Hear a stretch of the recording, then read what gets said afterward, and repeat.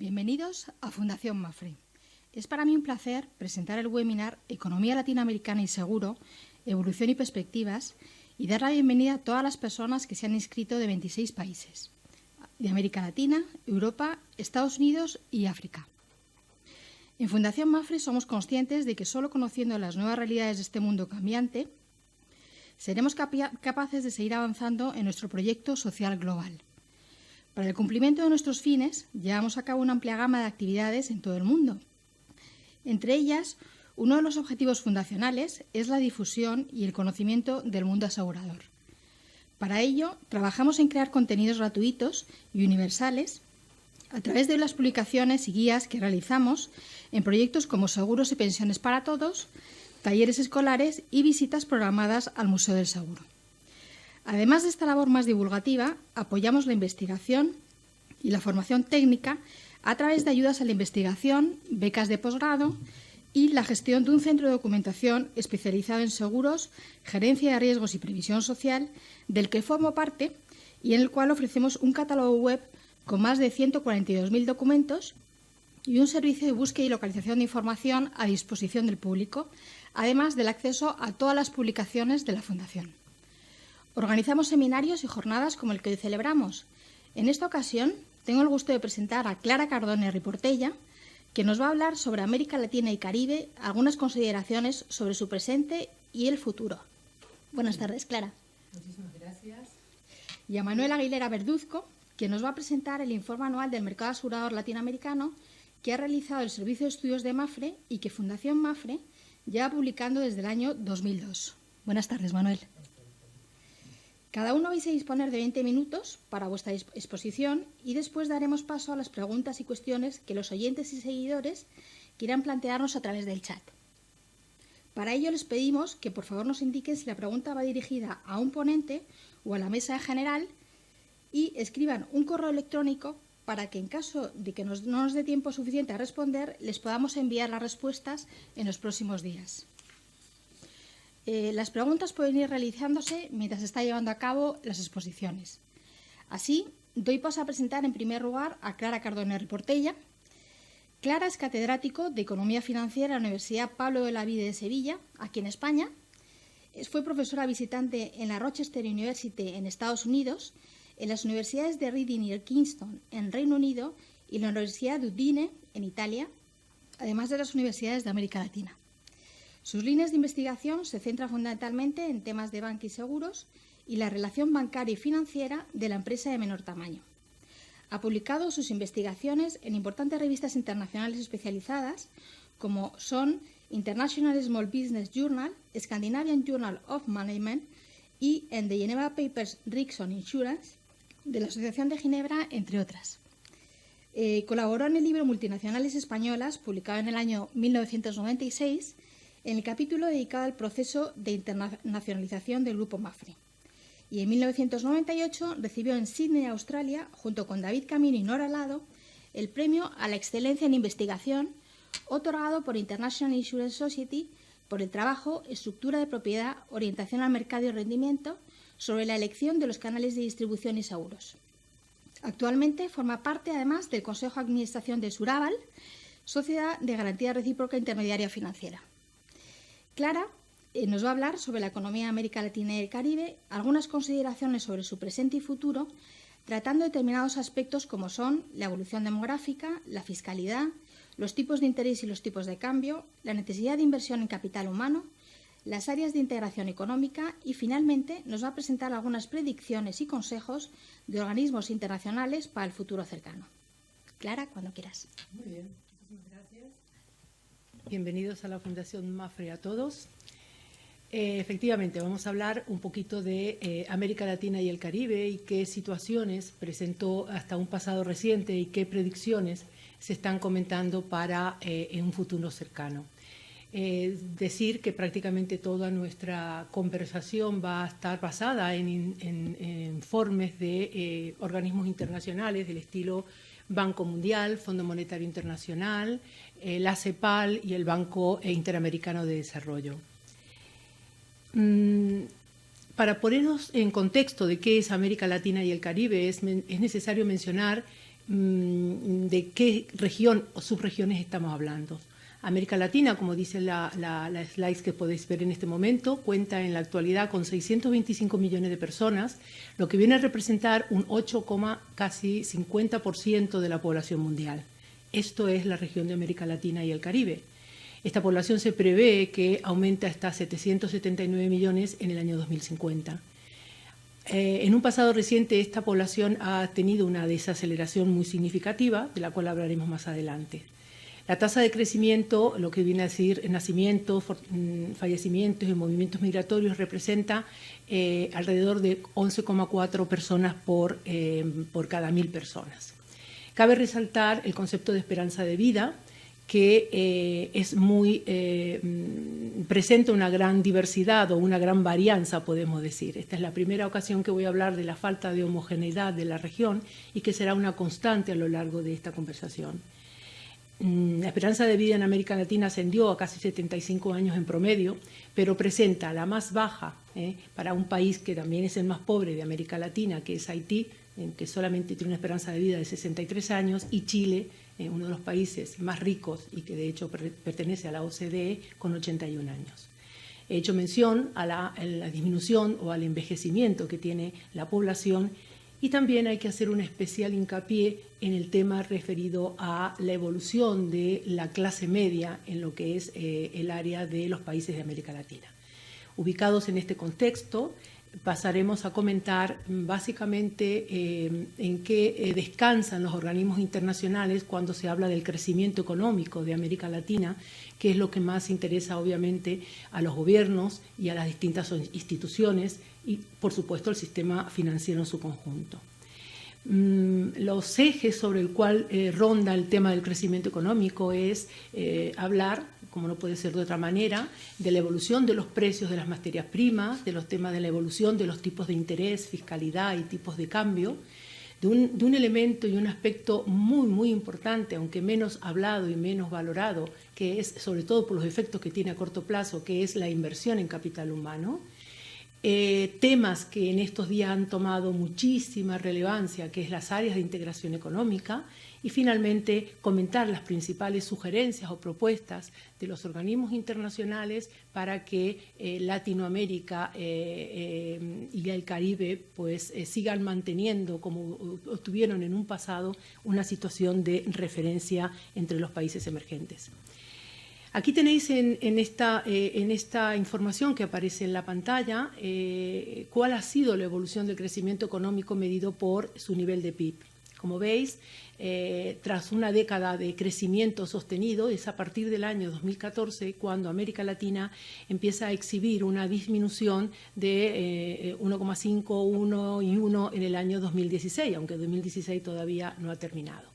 Ponemos aquí en verde para el 2017, como prevén algunos organismos internacionales, que se puede reflejar un crecimiento entre el 1,8 y 2%, una vez más, insistiendo en que ese porcentaje será muy, muy heterogéneo si comparamos la región en dos subregiones, o como suele llamar el Banco Mundial, en las dos, digamos, velocidades en las que se mueve América Latina.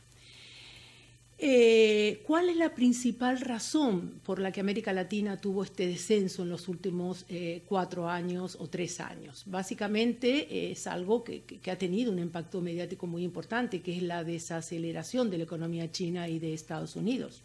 No debemos olvidar que estos son dos países principales compradores o clientes de los países latinoamericanos de sus materias primas, y que por tanto cualquier disminución en el crecimiento de China o de Estados Unidos, insisto, primero y segundo cliente o compradores de las materias primas latinoamericanas, suponen un impacto de 0,6 y 1,5% en la retracción de los países de América Latina. Con lo cual, esto es un dato muy importante y debe controlarse. Las políticas de estos gobiernos deben pensar en que ese impacto pues, tiene que reducirse, o cuando menos debe diversificarse un poco la producción que tienen los países.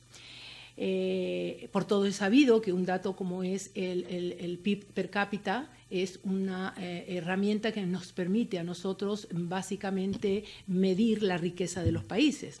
También tengo que aclarar que esto es simplemente un dato medio. Otra cosa es la dispersión de esa riqueza entre las distintas personas, que eso ya hablar de igualdad o desigualdad. Aquí tenéis alguna información de países de la OCDE y de América Latina, de ese PIB per cápita expresado en dólares y teniendo en cuenta la paridad del poder adquisitivo. Sabemos que esa PPA me viene a decir cómo voy a medir en términos homogéneos esa riqueza.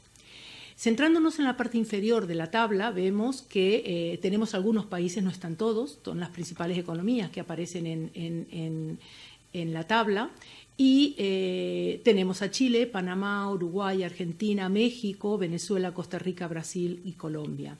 Como veis, va de mayor a menor el nivel de la renta per cápita de estos países.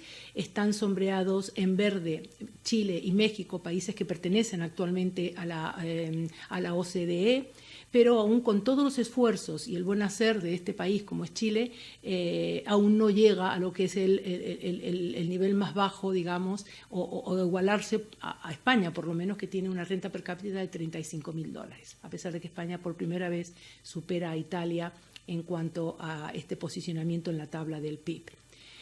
Estos datos son muy relevantes, si no olvidamos que la tabla del PIB está encabezada por una renta per cápita perteneciente a Qatar de $150.000 per cápita.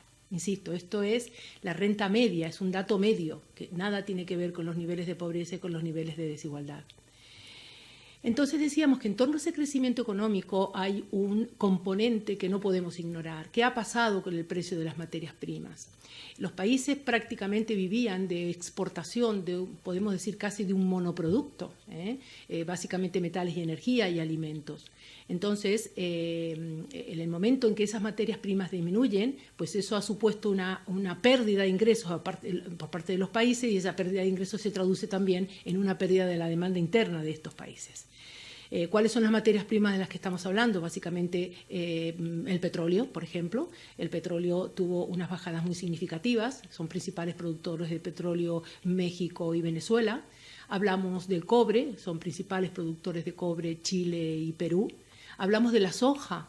La soja es uno de los principales productos que exporta básicamente, pues eso, también Brasil, México, Argentina. Y cuyos principales compradores, una vez más, es básicamente China. Con el petróleo esto es muy cambiante. Hoy oíamos, por ejemplo, estas transparencias creo que ya están desactualizadas. Hoy oíamos que los países de la OPEP están tratando de regular la extracción de petróleo. Si se regula la extracción de petróleo, pues la oferta no va a ser tan alta, y si no es tan alta, los precios no van a ser tan bajos.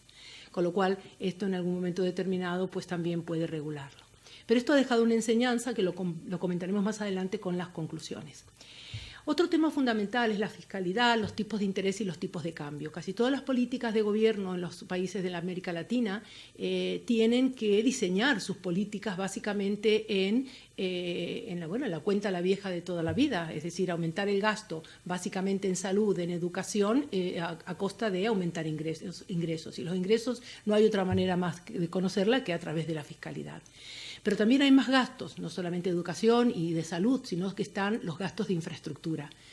Hemos conocido también que en estos días, por ejemplo, está visitando Europa y ha empezado, creo que por España, el presidente de Uruguay, buscando financiación para mejorar las infraestructuras de su país para poder exportar.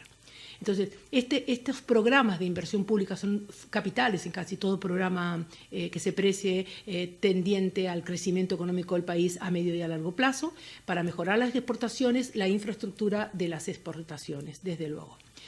Pero también hay un tema muy importante que controlar, que son los tipos de interés y los tipos de cambio, que van de la mano permanentemente en cada política de gobierno. Entonces, hay un tema particular, como puede ser el tema de Argentina, que en este momento pues tiene una tasa de inflación exageradamente elevada, de 2 dígitos comparado con el resto de América Latina, y que esto supone pues una subida de los tipos de interés y que por tanto perjudica por ende al crecimiento en tanto y en cuanto disminuye su demanda interna.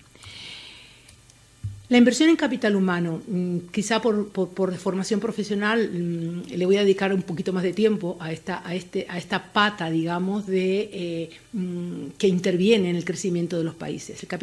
La formación del capital humano quizás sea de las más postergadas porque no tiene una consecuencia o no tiene no se ve en el corto plazo esa inversión. Esa inversión no se ve, no se visualiza en el corto plazo. Sin embargo, es una recomendación un año y al siguiente también por parte del Fondo Monetario, del Banco Mundial y de la CEPAL, que los países tienen que invertir en formación. Esa formación supone tener personal con capacidades, con habilidades que no supongan tener que buscarlos en otro sitio. Y lo que es más, trasladar a la producción de los países la innovación y el desarrollo. Por ejemplo, me llamaron poderosamente la atención 2 datos estadísticos que figuran en la transparencia, que es decir, que para que un estudiante de América Latina a nivel secundario pueda ser equiparado a los niveles de habilidad y de conocimiento de países de los países de la OCDE, necesita 2 años y 4 meses más para llegar a esa formación. Esto nos está diciendo que hay una deficiencia en promedio, que luego volvemos al concepto de la heterogeneidad, en promedio en los países de América Latina. También nos llamó la atención, por ejemplo, hablar de las debilidades del sistema educativo reflejado en lo que es la posibilidad de encontrar personal con habilidades y con capacidades, por ejemplo. Las empresas tienen 3 veces más problemas en América Latina y 13 veces más problemas o dificultades de encontrar personal cualificado que otros países como del sudeste asiático o Asia del Pacífico, respectivamente. Un tema muy bonito y que en estos momentos es un tema de conversación prácticamente a nivel mundial, es el de las áreas de integración económica. Todo este proceso de integración económica que comenzó en la década de los 60, de los 50, pensando en las potencialidades que eso tenía, en la reducción de aranceles, en el aumento de producción a menor coste y, por tanto, en la mejora de los países, ese proceso América Latina lo siguió y lo siguió con algunas áreas de integración que están reflejadas en la transparencia, pero que no son todas, y que en ello se ha encontrado, básicamente ha hecho hincapié la Alianza del Pacífico, la última que se ha organizado hasta donde puedo tener conocimiento, que es hacer economías de escala, tener oficinas comunes para la exportación e importación y sobre todo tener infraestructuras comunes para lo que es la publicidad y la entrada en nuevos mercados.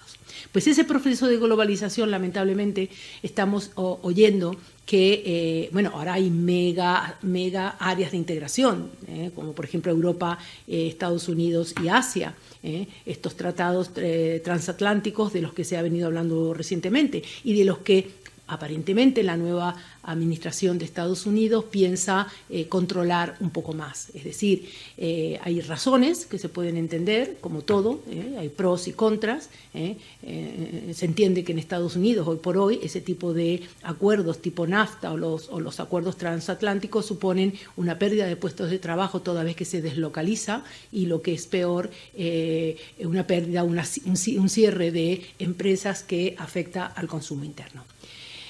Bien, en esta transparencia hemos querido, un poco ya agotando un poquito el tiempo que nos queda, he querido transmitir cuáles son las proyecciones de crecimiento que hace básicamente el Fondo Monetario y la CEPAL. Como veis, para el año 2017 hay aquí una relación que va mundial, economías avanzadas, Estados Unidos, Europa, Japón, países emergentes, hasta llegar a América Latina y el Caribe. Las predicciones son de un crecimiento afortunadamente, podemos decir, es un dato bastante positivo para los países de América Latina, de un 1,8, como veíamos al principio, hasta un 2% de crecimiento, saliendo de un dato negativo muy cercano al cero en el año 2016. Insistimos, un año que todavía no está cerrado, con lo cual estos datos pueden tener una franja de variación más o menos. Como veis, aquí hay países que van creciendo y creciendo muy bien, Perú, Colombia, o se prevé que va a crecer muy bien, y sin embargo hay países que no lo son tanto. Es el caso de Argentina, que presenta pues unas predicciones bastante grises, por no decir negras, hasta que la nueva administración termine de reordenar algunos aspectos que han afectado un poco a la transparencia del país.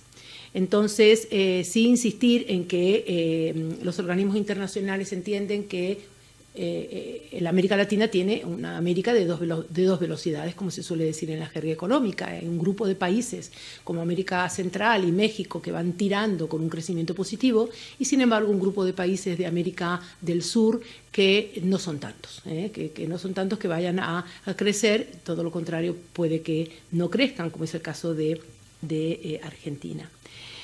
La propuesta que hacen los organismos internacionales ante este panorama, un escenario con bajos precios internacionales de materias primas, déficit fiscal y altas tasas de inflación, lo que se prevé básicamente son, si quisiéramos resumirla en una o dos cuestiones, toda la literatura de estos organismos van encaminada a aconsejar, por empezar, un control de los presupuestos y que ese incremento, esas reformas fiscales estén destinadas a mejorar aspectos de educación que recaiga y que tengan un impacto en la innovación. Otra recomendación de estos organismos es tratar de reducir la pobreza y las desigualdades. Aquí hay países que merece la pena mencionar, como son Chile, que han llegado a un gasto de un 3% del PIB en la mejora de las desigualdades, salir de esa pobreza y crear una clase media importante y comprometida. Y aún con todo no ha llegado a la media de los países de la OCDE, eso es muy, muy importante y lo mismo se está haciendo, por ejemplo, en Brasil se intenta. Otra recomendación que hacen las instituciones es algo que la crisis ha enseñado, evidentemente. No pueden los países dedicarse a la monoproducción y a la monoexportación. Tienen que diversificar básicamente los productos a exportar y, lo que es más, tienen que diversificar los destinos de su exportación, porque a poco que economías del estilo de China, que está cambiando su modelo, China tuvo una economía basada en el modelo del incremento de las exportaciones y hoy lo está cambiando al incremento de las importaciones. Si esto es así, de estar con una tasa de crecimiento de 2 dígitos pasa a un dígito, a 5, a 6%, y eso, claro, repercute en los países que proveen a esas economías. Y otra recomendación importantísima es la mejora, la modernización de las infraestructuras. Los países de América Latina, evidentemente, por tener otras prioridades, evidentemente han dejado de renovarse en aeropuertos, en puertos, en carreteras y demás. Esto ya es una inversión a más largo plazo, les ha costado emitir deuda para poder invertir, evidentemente, en este tipo de activos, pero que son recomendaciones que hace un año sí y el otro también el Banco y el Fondo Monetario Internacional. Comentar que hay 3 países que tenéis expuestos en las transparencias, simplemente decir 2 palabras de cada uno de ellos. El caso de Chile, que ya ha ido anticipando un poquito algo, no ha escapado al drama de la desaceleración de América Latina a consecuencia de sus principales clientes, reducción de consumo en Estados Unidos y China. Sí ha hecho el esfuerzo de llegar a un 3% del PIB en la pobreza y, sobre todo, también financiar en reformas educativas con ese incremento en el PIB. Otro país que llama poderosamente la atención es México. México es un país que históricamente ha sido de los países que más ha crecido. Creo recordar que fue el primero que entró en el grupo de los países de la OCDE y efectivamente le ha dañado muchísimo la caída del petróleo. Tener en cuenta que Estados Unidos prácticamente exporta a Estados Unidos el 80% de sus bienes y Estados Unidos es el primer inversor de inversión directa.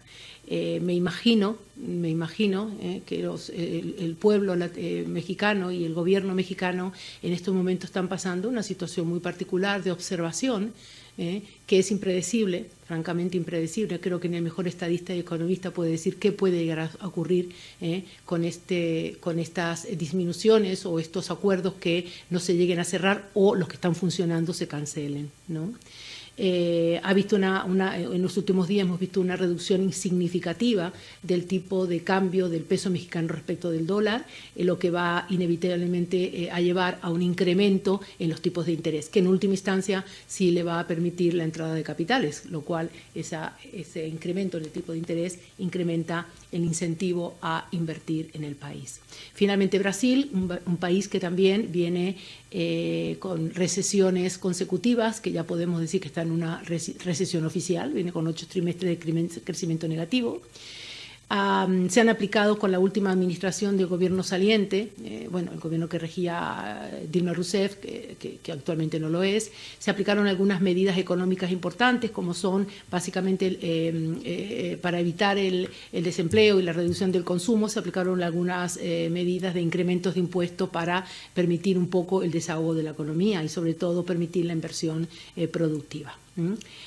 Brasil lo que presenta es algo muy importante. Si bien tiene una renta per cápita importante, no tiene, midiendo con el coeficiente de Corrado-Gini el índice de desigualdad.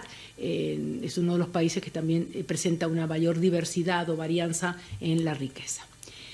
Por mi parte nada más, muy dispuesta a contestar las preguntas que me queráis hacer dentro de todo lo que es un tema muy extenso, muy apasionante y que da para mucho. Sí es verdad que hay una gran incertidumbre en todas estas predicciones porque los gobiernos van cambiando en los distintos países y las políticas que se toman en muchas ocasiones ya, si bien van de la mano con un aspecto económico, van bien dentro de programas políticos que a veces no se pueden predecir. Por mi parte nada más y espero que hayáis disfrutado de la charla. Muchas gracias, Clara. Muchas gracias, Clara. Quería destacarte sobre todo lo que has dicho, sobre todo de la formación, la necesidad de formación de capital humano, que eso creo que es fundamental para los países de América Latina, la diversificación de productos para facilitar más las exportaciones y lo que has comentado, la modernización de las infraestructuras en distintos países. Y luego hay una cosa que también me ha llamado la atención, que es que es necesario establecer políticas que inspiren confianza en los mercados de bienes y servicios para que la inversión vuelva a crear empleo y crecimiento en la región. Muchísimas gracias, Clara. Ahora voy a dar entrada a Manuel Aguilera, que es director general de Servicios de Estudios de Mapfre. Manuel es también un economista de reconocido prestigio internacional, formado en el Instituto Nacional de Administración Pública de México y desde 1998 hasta agosto de 2015 ha sido presidente de la Comisión de Seguros y Fianzas en México y también presidente del Comité de Seguros y Pensiones Privadas de la OCDE y presidente de la Asociación Internacional de Supervisores de Seguros. Manuel nos va a presentar el informe anual del mercado asegurador latinoamericano en 2015, dándonos una visión de la situación de la industria de seguros desde la perspectiva tanto regional como de cada uno de los mercados que la componen, además de presentarnos las principales magnitudes y una estimación del índice de evolución del mercado que sintetiza la tendencia de la evolución y la madurez de los mercados aseguradores. Manuel, cuando quieras. Muchas gracias, Paloma. Buenos días a todos en América Latina y en los diferentes sitios desde donde nos ven. Voy a presentarles efectivamente el informe del mercado asegurador latinoamericano que acaba de publicarse, de hecho el día de hoy. Fue elaborado por el Servicio de Estudios de Mapfre y es un trabajo que, como comentaba Paloma en la introducción a este seminario, se viene haciendo desde hace muchos años. El informe es un informe que básicamente tiene dos partes. Es la carátula que ustedes pueden ver ahí. De hecho, agradezco a la Fundación que le hayan puesto una portada tan bonita. Es un mural que está en la Universidad de Concepción en Chile, pintado por un muralista mexicano, Jorge González Camarena, ya a mediados de los 60s, y que se llama precisamente Presencia de América Latina, que nos pareció una portada estupenda para este reporte. Decía yo que tiene dos apartados. El primero, que es un apartado más general en el que me voy a concentrar durante esta presentación, que es el que tiene que ver con el mercado asegurador de la región como un conjunto, y una segunda parte que se refiere a reportes individuales de cada uno de los 19 países latinoamericanos que incluimos, que son todos los de habla hispana, más Brasil. El único país, digamos, latinoamericano que no está incluido es Cuba, porque todavía no hay un mercado como tal desarrollado en la isla. Los informes individuales de cada país, que yo los animo a revisar con cuidado, son bastante amplios. Incluyen primero un panorama de entorno macroeconómico, después se concentran en las características del mercado asegurador, no solamente en lo que ocurrió en 2015, sino que es un análisis de perspectiva de mediano plazo del periodo que va de 2005 a 2015, que contempla información respecto a crecimiento, balances agregados sectoriales y fondos propios de la industria, inversiones, provisiones técnicas, desempeño técnico, resultados y rentabilidad, las principales tendencias estructurales como son penetración, densidad y profundización del seguro, la estimación de la brecha de protección de seguros y finalmente el índice de evolución de mercado que propusimos en nuestro primer estudio de mayo de este año. Se incluye también en el reporte de cada país un ranking a 2015 de los principales grupos aseguradores totales, vida y no vida, y finalmente algo que yo agradezco personalmente a los supervisores que contribuyeron con sus opiniones sobre este apartado, los principales o los cambios regulatorios más relevantes ocurridos en 2016 y que se perfilan en 2015 y que se perfilan ya en 2016. El informe incluye también un pequeño apéndice estadístico con las principales magnitudes de cada uno de los mercados y, como les decía yo, está ya disponible, lo pueden ustedes descargar en la página de Fundación Mapfre a partir de este momento. Yo voy a concentrarme, si el informe es muy vasto, sería muy difícil hacer una presentación detallada de todo lo que comprende. Me voy a concentrar en los aspectos más importantes, esencialmente desde una perspectiva del mercado como una región, de la región como un solo mercado, tratando de destacar algunos aspectos de cada uno de los países que la componen. La primera parte de la presentación se refiere a la evolución de las primas. En América Latina, al cierre del año pasado, las primas totales de seguros ascendieron a poco más de 150 miles de millones de dólares. Más o menos el 41% fueron primas de los seguros de vida y el 59% restante primas de los seguros de no vida. Como ustedes ven aquí en esta lámina, esta relación entre las primas de seguros de vida y no vida, sobre la que me voy a referir un poco más adelante, ha sido una relación que ha venido paulatinamente en ascenso a lo largo del periodo de los últimos 10 años. Esta es la relación de todos los mercados analizados en el reporte, estos que conjuntan estos 150,000, poco más de 150,000 miles de millones de dólares. El mercado más grande fue Brasil, seguido por México, Argentina, Puerto Rico, Chile y el resto de los mercados latinoamericanos. Estos primeros 5 representan el 81,3% del total de las primas de la región, lo que habla, insisto, de un grupo de países que son estos que están marcados aquí en azul en la gráfica, que son mercados de seguros que tienen más de 10,000 millones de dólares de primas anuales. Hay otro grupo de países medianos, llamémoslos así, con mercados que van entre 1,000 y 10,000 millones de dólares al año, que son esencialmente estos que están señalados ahí, son la parte más meridional de Centroamérica y más septentrional de América del Sur, más Uruguay, y los mercados más pequeños, aquellos que anualmente emiten menos de 1,000 millones de dólares de prima, que son la parte septentrional de América Central, la República Dominicana y en el cono sur, Bolivia y Paraguay. Desde el punto de vista de la concentración de estas primas, se observa básicamente, aquí hay 2 indicadores, el Herfindahl y un CR3 que construimos, se observa que básicamente hasta 2012, 2013 hay una tendencia de concentración en la emisión de primas en la región por los países más grandes y parece que esta tendencia se revierte ligeramente a partir de 2012 en la que empieza a bajar el nivel de concentración, que es más alto en los mercados de vida que en los de no vida.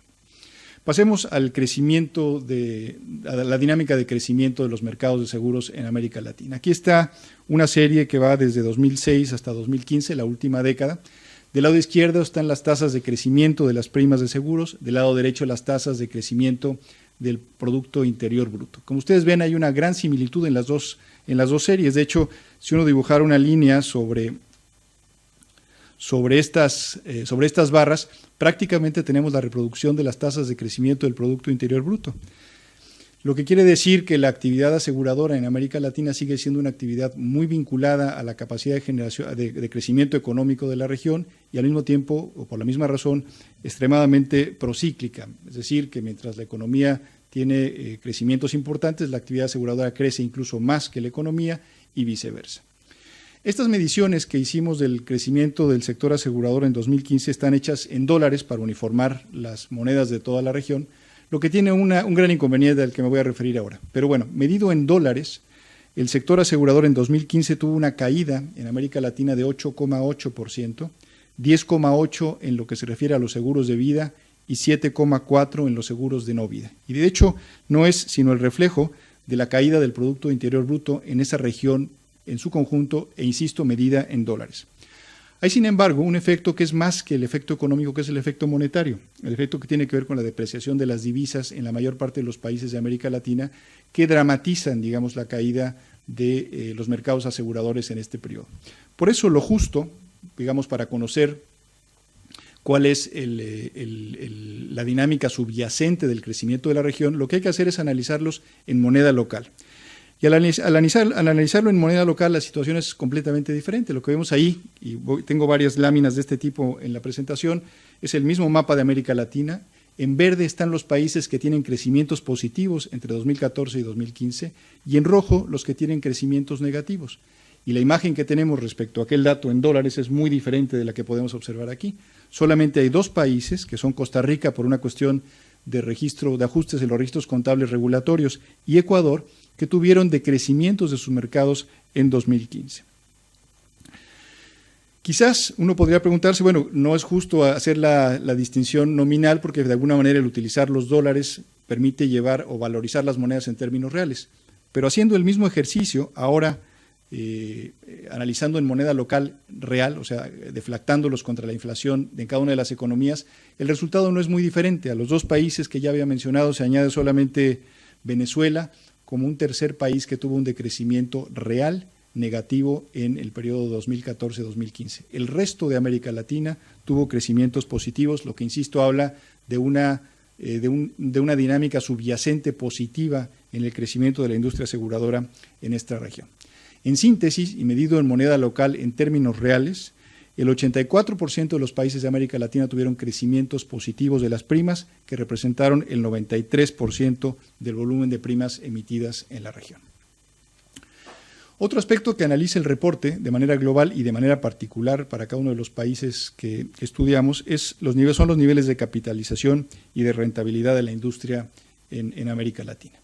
Esta lámina, que quizás ustedes no vean muy bien, pero podrán consultar con todo detalle en el reporte, es una medición del nivel de capitalización en 2015 de la industria aseguradora en cada uno de los países latinoamericanos. La capitalización medida como la relación entre el patrimonio neto respecto de los activos del conjunto del sector asegurador en cada país. Vemos aquí que en general todos los países de América Latina o todos los mercados latinoamericanos tienen un buen nivel de capitalización. Destacan un par de cosas. La primera, el nivel más alto de capitalización lo tiene Venezuela, con el 63,7 como relación de patrimonio neto activos, que es un nivel de capitalización altísimo y que tiene mucho que ver con los criterios de registro contable que se aplican en ese país y también con el fenómeno inflacionario que se vive en esa economía. Y por otro, que las economías o los mercados más desarrollados desde el punto de vista de seguros de la región, que son México, Chile y Brasil, tienen los niveles de capitalización relativamente más bajos. Y digo relativamente porque el que más bajo lo tiene, que es Brasil, es un nivel de capitalización cercano al 10%, que es un nivel de capitalización desde el punto de vista financiero bastante bueno. Para analizar realmente la pertinencia o no de estos niveles de capitalización, realmente hay que compararlos con la rentabilidad que ofrece ese capital en los mercados aseguradores. Es lo que se ve en las barras azules a la derecha, es el retorno sobre patrimonio neto o retorno sobre capital, como se conoce en otros sitios, de cada uno de estos mercados. Todos son positivos, sin embargo, la foto cambia un poco respecto de lo que habíamos visto anteriormente. En el caso de Venezuela, con el nivel de capitalización más alto, consecuentemente tiene un retorno de capital más bajo, 2,5%. Y Brasil, que era el que tenía el nivel de capitalización más bajo, pues tiene uno de los retornos sobre capital más alto, con el 27,7%. Incluso haciendo un ajuste por inflación de estos retornos sobre capital, vemos una foto muy similar. En el caso de Venezuela, un retorno de capital negativo de más de 170 puntos porcentuales y solamente Uruguay con un nivel negativo de 3,3%. Tienen, son un poco los que desentonan respecto de la foto general de América Latina, que son rendimientos sobre capital ajustados por inflación positivos para la industria aseguradora en el último año. Esta es la geografía, digamos, de esa rentabilidad real que muestra solamente los casos de Venezuela y marginalmente Uruguay. El resto de los países de América Latina ofrecieron en 2015 rentabilidades reales positivas. Una de las cuestiones que hemos analizado con más detalle desde el reporte de América Latina de mayo y el reporte que presentamos en septiembre del mercado asegurador español son las tendencias estructurales. como la base para entender realmente cuál es la perspectiva de mediano plazo de los mercados aseguradores. En el reporte hemos analizado esencialmente tres, que son la penetración, la densidad y la profundización del seguro. Este primero se refiere a la penetración, a la relación que hay entre las primas de seguros con respecto al Producto Interior Bruto. Vemos en general, al lado derecho de la gráfica, cómo la tendencia de los niveles de penetración en América Latina es positiva en el mediano plazo, en la última década, tanto para los seguros totales como vistos los segmentos de no vida y de vida. Visto para cada país, en 2015 el nivel de penetración más alto lo tiene Puerto Rico con 11,8% del PIB, básicamente como resultado de la característica que tiene este mercado en sus seguros de salud, que están muy vinculados al esquema de seguridad social en ese país. Después está Venezuela con un 5,5%, aunque aquí hay todo este efecto que ya hemos hablado otras veces respecto de la sobreestimación de la penetración en escenarios o en ambientes de altos niveles de inflación, y el resto de los países de América Latina. Nuevamente, si analizamos lo que ha ocurrido en los últimos 10 años, vemos que prácticamente todos los países de América Latina han tenido incrementos en la penetración, con excepción de República Dominicana y Bolivia, y en el último año también la geografía, digamos, de esta penetración ha sido, en términos generales, positiva. Prácticamente toda América Latina ha tenido incrementos en penetración, con excepción de Centroamérica, sin considerar a El Salvador, Ecuador y la República Dominicana. La segunda tendencia que analizamos es la densidad, la prima per cápita o el consumo per cápita en seguros. Aquí esto está medido en dólares para poder tener un valor uniforme en América Latina, y vemos exactamente lo que veíamos con el Producto Interior Bruto y las primas, en la que tenemos esta tendencia de caída a partir de 2013 como resultado de la desvalorización de las monedas en la región. La economía o el mercado con mayor nivel de densidad es también Puerto Rico, por la razón que ya explicaba, y después Chile, con su sistema de previsión social que genera una gran cantidad de primas, y el resto de los países de América Latina. Hicimos el ejercicio también en moneda local nominal. El panorama cambia completamente. Solamente Ecuador tuvo una disminución de la penetración en términos nominales el año pasado, y la geografía otra vez es muy distinta a la que uno percibe después de ver la gráfica esta de caída. Y medido en términos reales, la densidad es también positiva en prácticamente todos los países, con excepción de Venezuela, Ecuador y el caso destacable de Brasil, que tuvo una pequeña caída en términos reales, es decir, descontando el efecto de la inflación en el consumo per cápita de seguros el año pasado. Y finalmente, el indicador de profundización, la relación entre las primas de seguro de vida respecto a las primas de seguro totales, que es un indicador bastante más estructural de lo que pasa en estos mercados, que en términos generales tiene una tendencia positiva a lo largo de la última década, pero que en el último año tuvo comportamientos mixtos en diferentes mercados.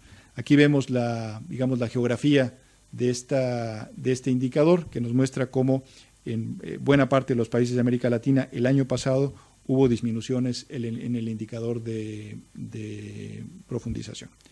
Con estos indicadores de tendencia estructural, lo que hemos hecho es este análisis de tendencia de largo plazo para ver la evolución de los mercados, en el que medimos por una parte en el eje vertical el grado de penetración, las primas respecto del PIB, y en el eje horizontal el grado de profundización, la relación de primas a PIB. Hicimos el ejercicio para la industria de seguros a nivel global durante los últimos 35 años, y el resultado es este que ven ustedes en la pantalla ahora. A lo largo de los últimos 35 años, la industria aseguradora global ha tenido un proceso de desarrollo positivo que ha implicado aumentos de penetración y aumentos en la profundización, que es lo que esperábamos, digamos, desde el punto de vista de la hipótesis con la que trabajamos. Sin embargo, al hacer un análisis de este periodo, diseccionando entre el periodo 1980 hasta 2005 y los últimos 10 años, lo que vemos en la industria de seguros a nivel mundial es una retracción del desarrollo del seguro en la última década, que había venido creciendo a lo largo de la última década, y los últimos 25 años, para después contraerse y regresar a niveles menores de penetración y de densidad. ¿Qué pasó en América Latina en estos 35 años? Es una cuestión relativamente similar. Hay una tendencia positiva de desarrollo de la región, pero al hacer la misma disección, el comportamiento respecto al mercado global es muy distinto. Aquí no vemos una retracción, sino un proceso continuo de crecimiento que diferencia de manera muy particular a América Latina de otras regiones del mundo. Aquí está comparado este ejercicio donde vemos América Latina contra otras regiones emergentes del mundo, y vemos que esta fue la única región que tuvo este crecimiento positivo tanto en la dimensión cuantitativa de la penetración como en la dimensión cualitativa de la profundización. China, el sudeste asiático y Medio Oriente tuvieron un comportamiento mixto, en el sentido de que incrementaron su nivel de penetración pero bajaron el de profundización, y África, que tuvo un comportamiento de retracción completa, un poco similar al del mercado asegurador global. Comparada América Latina con los bloques o con las regiones avanzadas del mundo, también tiene un comportamiento muy positivo, mientras que América Latina tiene esta tendencia de desarrollo en los últimos 10 años, no ocurre así con América del Norte ni con Europa Occidental, que tienen retracciones mucho más parecidas a lo que ocurrió con el mercado asegurador a nivel global. Y el mismo ejercicio lo hicimos y está incluido en el estudio para que ustedes lo puedan revisar en cada uno de los reportes individuales. Lo hicimos para cada uno de los mercados que analizamos. Y lo que vimos es que básicamente en el 2005, al inicio del periodo que vimos, había un cuadrante de países, que eran más o menos 10, con bajos niveles de penetración y bajos niveles de profundización, y un pequeño grupo de 3 países que estaban en el cuadrante superior derecho con niveles de penetración mayores y de profundización también mayores. Y un outlier que es Puerto Rico, por esta característica que ya comenté. Hicimos pues la simulación para ver qué fue lo que pasó a lo largo de los últimos 10 años, y el resultado es muy alentador y finalmente confirma la hipótesis de que hay un proceso de desarrollo subyacente en los mercados aseguradores de América Latina. En este cuadrante original ya solamente tenemos a 6 países, mientras que en el nuevo cuadrante de mayor desarrollo, digamos, del mercado asegurador, tenemos a prácticamente 7 países latinoamericanos. Destacan respecto de su desempeño en estos 10 años Venezuela, desafortunadamente, y Argentina, con comportamientos mixtos, pero que implican una retracción en el desarrollo de sus mercados. Otra cuestión que incorpora el reporte es la medición de la brecha de protección de seguros, que ya habíamos hecho en nuestro reporte de mayo. Está hecha básicamente con la misma metodología, con la diferencia que incluye el caso de Puerto Rico en la medición total y ajustes en el Producto Interior Bruto y los niveles de primas de los diferentes países que forman parte del universo que se analiza. El resultado de la medición nos da que el mercado real, como ya comenté hace un momento, de seguros en América Latina es alrededor de 151,000 millones de dólares. La brecha de protección del seguro alcanza 272,000 millones de dólares, la mayor parte de ella una brecha determinada por los seguros de vida, y lo que implica que en conjunto el mercado potencial de América Latina es de alrededor de 423,000 millones de dólares, es decir, un espacio aún muy importante de crecimiento hacia el futuro para la región. Lo significativo es que esta brecha se ha venido disminuyendo a lo largo de los últimos años, que eso implica, nuevamente es otro elemento de convicción en el sentido de que estamos observando un proceso de desarrollo de estos mercados aseguradores en la región. Esta geografía, digamos, de la brecha de protección de seguros en lo que pasó en el último año, entre 2014 y 2015, nos muestra que prácticamente en toda América Latina, con excepción de Centroamérica, sin incluir a El Salvador, la República Dominicana y Ecuador, hubo una reducción relativa de la brecha de protección de seguros solamente en el año pasado. Finalmente, para concluir esta presentación, como conclusiones quisiera utilizar el índice que propusimos en nuestro estudio de mayo de este año, que es el que llamamos el índice de evolución del mercado, que es un índice compuesto que correlaciona los niveles de penetración, de profundización y mediciones de la brecha total y la brecha del mercado de vida en particular, para crear un indicador que nos mide la tendencia de desarrollo de los sectores tanto desde una perspectiva cuantitativa como desde una perspectiva cualitativa. La línea azul oscura en el gráfico nos indica el promedio de América Latina y cada una de las pequeñas líneas rojas delgadas es alguno de los países latinoamericanos. En general, salvo uno, que es el que está aquí, todos los países de América Latina a lo largo de la última década tuvieron un crecimiento en el indicador, lo que habla de un proceso de desarrollo cuantitativo y cualitativo de su industria. En esto que hemos llamado la geografía de los mercados aseguradores de América Latina, se observa que otra vez prácticamente todos los mercados, con excepción de algunos mercados centroamericanos, tuvieron incluso un mejoramiento del indicador de evolución de mercado solamente entre 2014 y 2015. Para concluir, como ya comentaba Clara hace un momento, en general el contexto económico y también el contexto político fue un tanto adverso para los países latinoamericanos durante 2015, lo que contribuyó a debilitar un poco las expectativas que había sobre esta región. No obstante, las nuevas estimaciones que hacen los diferentes organismos internacionales, destacadamente el Fondo Monetario Internacional, parecen indicar que hay un proceso de reactivación de la economía regional, esencialmente impulsada por el caso de Brasil, lo que seguramente va a impulsar o a relanzar el proceso de crecimiento de los mercados aseguradores en esa región. A pesar de que las mediciones hechas en dólares muestran una caída del mercado asegurador de seguros, cuando este crecimiento se mide en monedas locales, incluso medidas o deflactadas por la inflación, lo que observamos son dinámicas subyacentes positivas de crecimiento de los mercados aseguradores de la región. Son mercados aseguradores bien capitalizados en general, y eso es importante porque la buena capitalización de los sectores aseguradores es la base para el futuro crecimiento de esta industria. Desde el punto de vista estructural, los indicadores de tendencia son positivos para la década completa de 2005 a 2015 y son positivos en la mayor parte de los mercados, también coyunturalmente en el periodo 2014-2015. El desempeño de la región de América Latina, visto comparado con otros bloques económicos de otras regiones del mundo, es también positiva. Es la única región que tiene este comportamiento cuantitativo y cualitativo positivo a nivel internacional.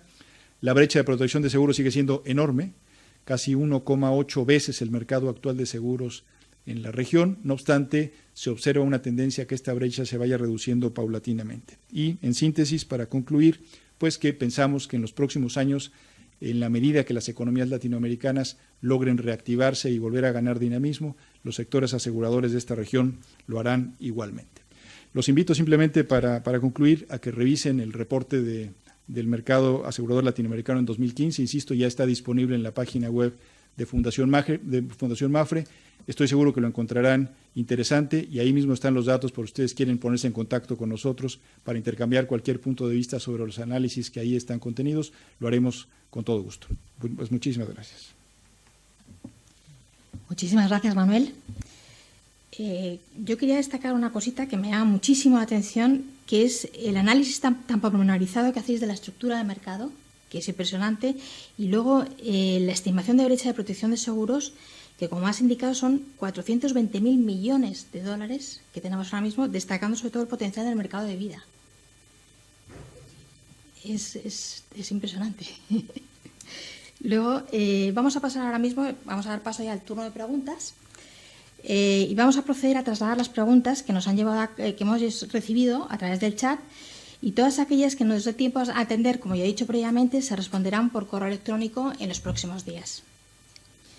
En primer lugar, hay una pregunta para Clara, y te la traslado, Clara. Dice, ¿considera aplicable un programa de control de crecimiento demográfico como fórmula a largo plazo para reducir los niveles de pobreza de la mano con una elevación de calidad de la educación en América Latina?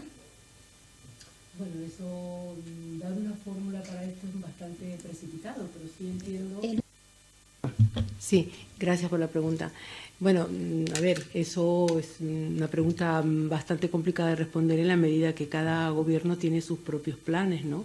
Generalmente la reducción de la pobreza pasa por muchos programas. A jugar por lo que hemos visto, una de ellas, y que poco se habla, es de la educación a través del emprendimiento, por ejemplo.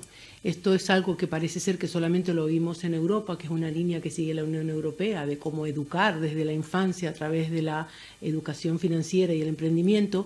Y estos son programas que, por ejemplo, en el caso de Chile se han aplicado desde bastante tiempo y que ha ayudado a mucha gente a esa formación y a la entrada de un mercado laboral. En fin, cada país tiene su propio programa, su propia estrategia y sobre todo las combinaciones que puedan ser óptimas, pero yo creo que para salir de la pobreza, pues una de ellas, yo no tengo la fórmula mágica, pero sí es cierto que a juzgar por lo que vemos ha dado mucho resultado, sobre todo esa educación de el poder insertarse en un mercado laboral a través del autoempleo. Y no a través de la dependencia de otro tipo de relaciones, ¿no? Eso podría ser una contestación, pero no sé si he dado respuesta a la pregunta. Muchas gracias, Clara. La siguiente pregunta es a Manuel. Manuel II nos indica, dice, a pesar del complicado entorno macroeconómico en el año 2015, el mercado asegurador de América Latina en su conjunto muestra signos positivos de crecimiento y tendencias, como has indicado, considerando su evolución en las distintas monedas locales. En este sentido, en el análisis comparativo de penetración y profundización del informe, se ve esa evolución positiva para América Latina, al contrario de lo que ocurre en las economías avanzadas. La pregunta es la siguiente: ¿piensa usted que estas tendencias seguirán así en los próximos años? Bueno, una de las características que estadísticamente pueden desprenderse del análisis de los mercados aseguradores de América Latina es la estrechísima relación que tienen el mercado asegurador con el comportamiento de la economía. Y esto pasa esencialmente en los mercados emergentes, donde existe todavía un espacio de aseguramiento muy importante. En los mercados más maduros es más difícil encontrar esta relación tan estrecha entre el comportamiento económico y la demanda de seguros. En América Latina, para contestar a la respuesta, todo esto dependerá del comportamiento general de la demanda agregada en las economías latinoamericanas. Lo que parece ser un consenso de parte de los principales organismos financieros internacionales es que 2017 será un año en el que ese bloque de países que han venido creciendo a pesar del ambiente económico adverso, que es, como decía Clara, México, Centroamérica y buena parte de los países sudamericanos, lo seguirán haciendo. Y los otros países que han enfrentado problemas más complejos, destacadamente Brasil, Argentina y en menor escala Ecuador, podrán tener, en el caso de Ecuador y Argentina, tasas de decrecimiento menores a las que han venido teniendo en el último año, lo creo en 2015 y posiblemente 2016, y Brasil, que tendrá una tasa de crecimiento positiva. Si esto ocurre así, insisto, como la mayor parte de los analistas económicos lo prevén, seguramente el mercado asegurador tendrá ese comportamiento procíclico que ha mostrado estadísticamente a lo largo de todos estos años y que estructuralmente no tendría por qué cambiar. Entonces, insisto, si las perspectivas económicas se materializan en una reactivación económica de estos países, seguramente América Latina seguirá mostrando esas tendencias estructurales a un mayor desarrollo en su mercado asegurador. Gracias, Manuel. La siguiente pregunta es a Clara. Clara, te preguntan si las predicciones del Fondo Monetario Internacional para corto plazo para Argentina, ¿qué predicciones pueden tener? Bueno, muy buena pregunta. Ya comentaba antes que no había incluido a Argentina en las transparencias, justamente porque es un país que hoy por hoy presenta algunas dudas. A ver si me explico. Argentina está haciendo sus esfuerzos para ser un socio de la OCDE, al igual que Perú, que hemos hablado poco de Perú, y Perú está creciendo significativamente. Pero lo que pasa es que Perú es más a largo plazo, al 19, que creo que lo tiene previsto. Argentina está haciendo sus esfuerzos para entrar en la OCDE, pero Argentina tiene un problema de la administración central. No ha tenido estadísticas claras, no ha tenido información clara que pudieran los organismos internacionales posicionarla en cuanto a sus niveles de tasas de inflación, nivel de crecimiento, nivel de empleo. La nueva administración que cuenta el país está haciendo sus esfuerzos para dar esa transparencia que le exige la organización de la OCDE y en cierta medida pues eso le facilitaría, le daría confianza a los inversores para que apoyasen justamente los niveles de inversión directa en el país. Hay otro problema para Argentina que también es de difícil predicción. Se han relajado una serie de medidas cambiarias que existían hasta la antigua administración y eso ha supuesto que se abriera un proceso de inflación interna muy perjudicial para el consumo interno y por supuesto para los niveles de precio. Y nuevamente pues ese fantasma que Argentina siempre ha tenido encima, que es la tasa de inflación, que por otra parte en América Latina son solamente dos países los que han basado su economía en las tasas de inflación, Venezuela y Argentina, pero bueno, Argentina llega a unos niveles prácticamente, podemos hablar, según sea la región en la que se mida, como comentábamos hoy a mediodía, pues puede ser entre el 20 y el 30%. Entonces el Gran Buenos Aires tiene el 29%, claro, recordemos que el Gran Buenos Aires y Argentina son prácticamente el 40% de la población que está en Argentina, dadas sus dimensiones, está muy concentrada. Entonces, a la pregunta de que si es predecible, yo creo que toda vez que los actuales administradores y gestores del país sean capaces de gestionar, por una parte, la inflación, por otra parte, inspirar confianza, como se le está pidiendo el organismo como es la OCDE, para que sancione de una vez por todas una ley anticorrupción y que tenga un posicionamiento más claro respecto a los paraísos fiscales y demás. Estas son medidas claves para que el país inspire confianza, entre en capitales y esos capitales puedan apoyar el crecimiento. Creo haber contestado a la pregunta. Gracias, Clara. Hay una pregunta para Manuel. Manuel, dado que ya la industria se encuentra adecuadamente capitalizada en la mayoría de los países de la región y tras tu experiencia en instalar Solvencia II en México y los avances que hay en otros países como Brasil, ¿recomendarías que ese proceso continúe en el resto de la región para consolidar a la industria? ¿O consideras conveniente un mayor enfoque en el crecimiento del mercado? Bueno, yo creo que las dos cosas son importantes.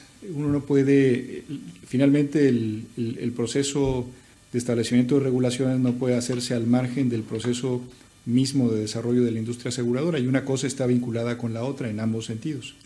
Entonces, efectivamente, América Latina es una región que desde el punto de vista de los niveles de capitalización de la industria tiene niveles de capitalización relativamente altos. Hay que avanzar a partir de estos niveles de capitalización a un modelo de solvencia 2. Habría que considerar algunas salvedades. Yo diría que si uno ve Solvencia 2 como esta idea de los tres pilares, sin duda en los pilares 2 y 3 habría que hacerlo. Es decir, no hay ninguna razón para que las regulaciones latinoamericanas no fortalezcan los esquemas de gobierno corporativo y no fortalezcan los mecanismos de transparencia y de revelación de información hacia el mercado.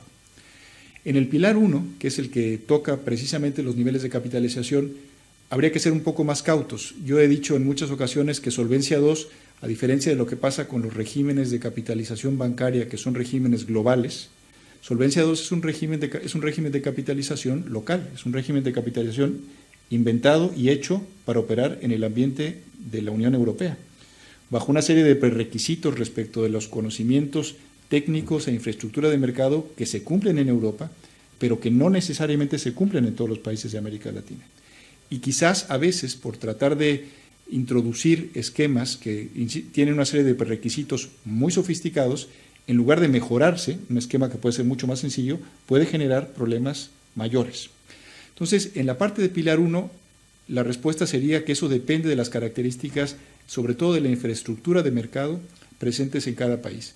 Hay una serie de mercados como México, como Brasil, como Chile, incluso como Perú y Colombia, que han empezado a avanzar en el proceso de medición de riesgos para basar estas mediciones o tomar estas mediciones como base para el establecimiento de las cargas de capital de la industria, que es un proceso sensato y bueno, porque finalmente permiten que las cargas de capital se adapten a los niveles de riesgo reales de la industria.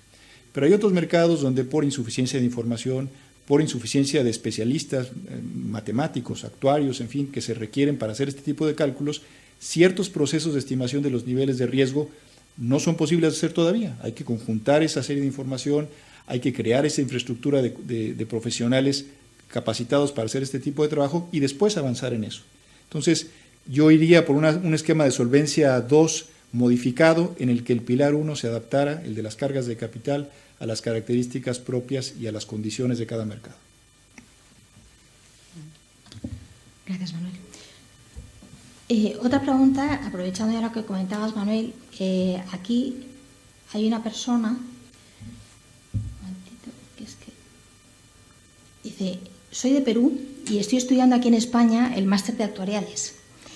Me interesa saber cómo es la perspectiva de demanda de mano de obra en el sector allí en América Latina, tanto el mundo actuarial como asegurador. Pues muy grande. Muy grande. Muy grande, sí.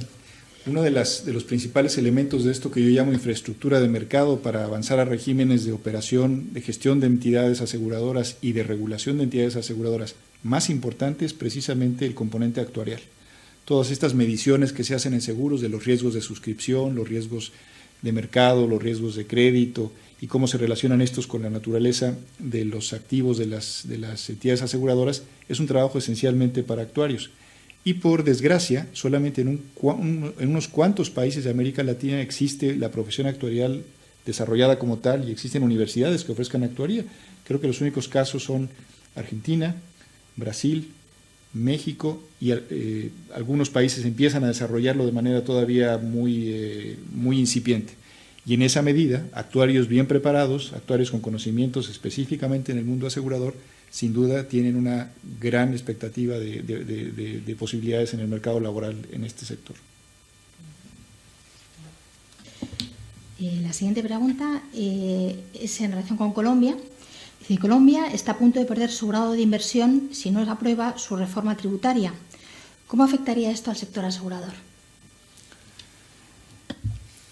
Bueno, desde muchos puntos, el hecho de que los países, digamos, pierdan o bajen de estos tranches en las calificaciones de calidad crediticia o de calidad del riesgo soberano que se llama, tiene implicaciones porque finalmente lo que significa es un deterioro del costo al que puede acceder el país a financiamiento externo. La prima de riesgo que los países que van bajando en los tranches de calidad en las calificaciones de su riesgo soberano se van incrementando.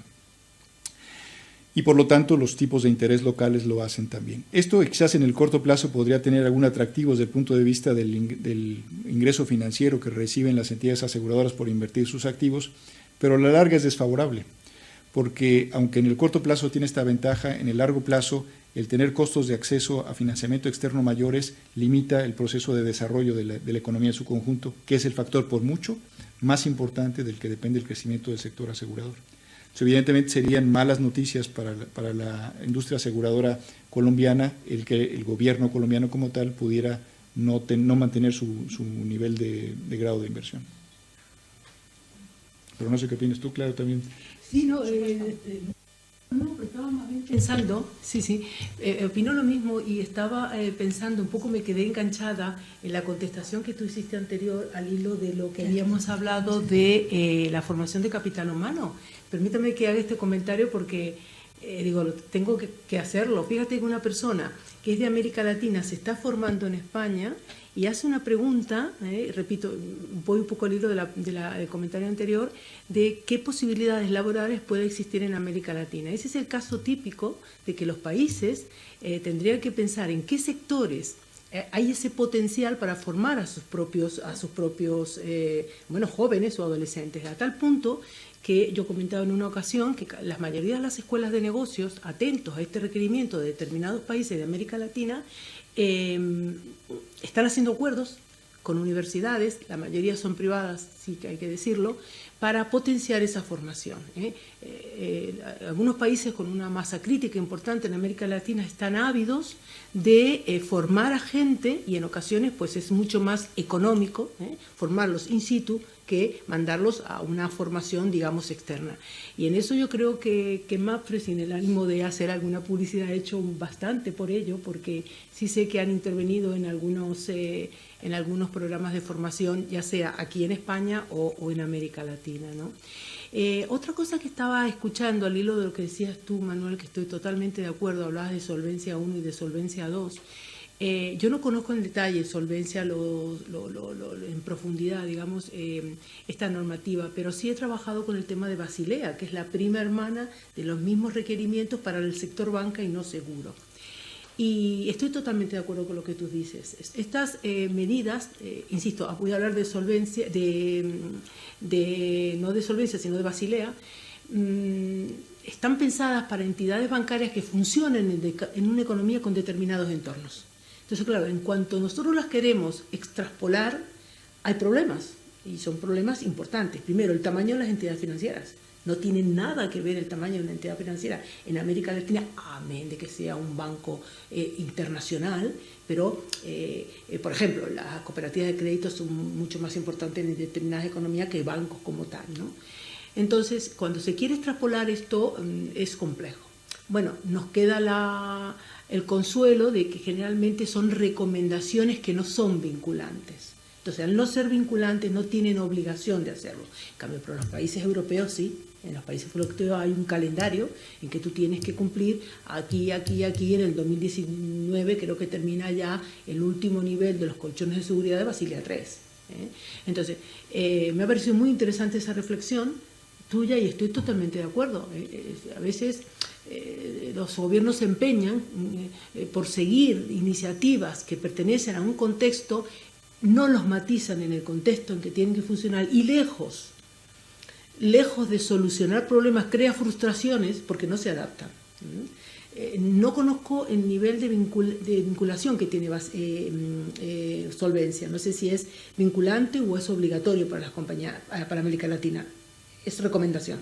Claro, lo mismo ocurre con Basilea. Son meras recomendaciones, algunos lo han tomado, otros no, pero son de muy difícil alcance. No están preparadas las estructuras.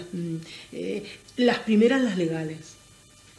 Y las cosas de Palacio van despacio, entre que se tramite una ley, entre que tal, entre que cual, y esto, eso que lleva por delante el grupo de los países europeos. O sea, Europa, la ventaja que tiene en esa integración económica es que, por ejemplo, el caso de España, Basilea se arregló con una normativa del Banco de España.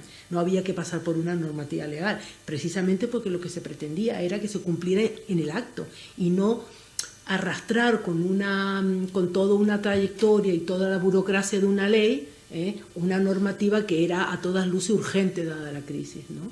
Y eso es porque pertenecemos a una área de integración económica donde hemos asumido ciertos compromisos. En América Latina se puede tomar como un punto de referencia, pero eso nunca puede llegar a ser ninguna normativa ni...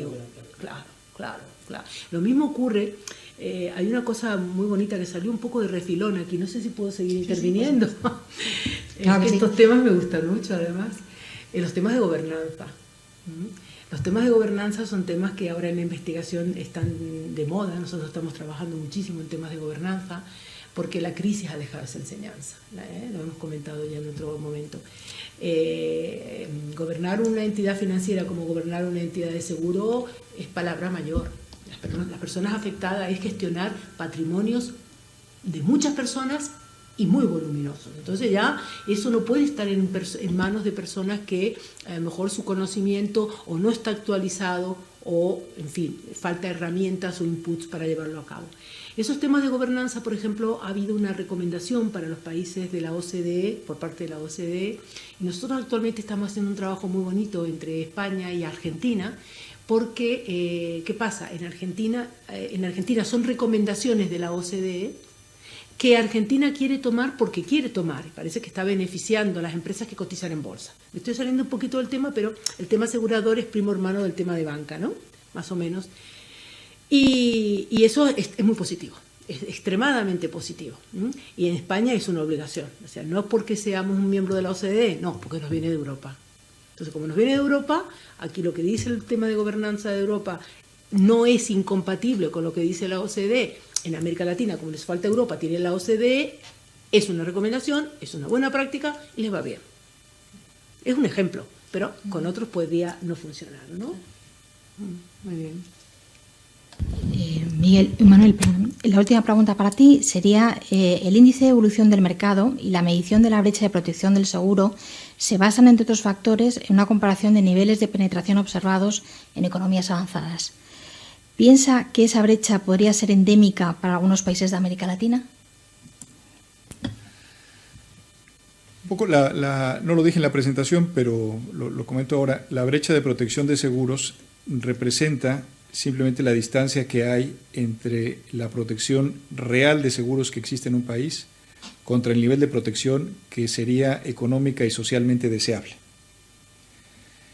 Ese espacio, que es el espacio, digamos, de subaseguramiento, es al mismo tiempo el espacio potencial de crecimiento que tiene la actividad aseguradora. Pero finalmente la brecha de protección de seguros no es sino el reflejo muy particular de una brecha más grande, que es la brecha económica que hay entre los países ricos y los países pobres, y dentro de los países emergentes, de la brecha que existe dentro de su población, que es algo de lo que comentabas ahora con Buenos Aires, ¿no? Pues sí, si uno analiza